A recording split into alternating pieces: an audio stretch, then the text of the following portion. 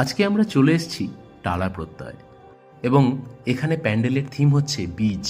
আমরা যে বীজ বপন করি তার মধ্যেই লুকিয়ে থাকে ভবিষ্যৎ, কিন্তু এখন সেই বীজে আমরা দিচ্ছি কীটনাশক, রাসায়নিক সার, হাইব্রিডের মতন নানা রকম কেমিক্যাল।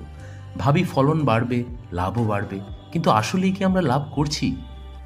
না, আসলে আমরা খাবারের সঙ্গে প্রতিদিন বিষ খাচ্ছি।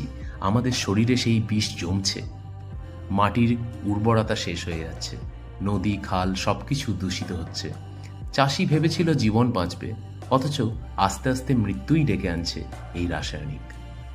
এই প্যান্ডেল আমাদের চোখে আঙুল দিয়ে দেখিয়ে দেয়, যদি এখনই আমরা সচেতন না হই, যদি প্রকৃতিকে প্রকৃতির মতো এখনই না ছেড়ে দিই, তাহলে ভবিষ্যৎ প্রজন্ম শুধু ইতিহাসেই জানবে সেই উর্বর মাটির কথা। টাটকা ফসলের স্বাদ আর থাকবে না। তাই আজকের এই থিম হলো বীজ শুধু চাষের জন্য নয়, বীজ হলো জীবন। তাকে রক্ষা করা মানে আমাদের ভবিষ্যৎকে রক্ষা করা। এবারের প্রতিমার মা দুর্গার হাতে রয়েছে লাঙল, যেন মা নিজে বলছেন সঠিক চাষ আর প্রকৃতির রক্ষাই হলো আসল শক্তি। কৃষকের হাতের এই লাঙল শুধু মাটি চাষের জন্য নয়, আমাদের ভবিষ্যৎ রক্ষারও প্রতীক।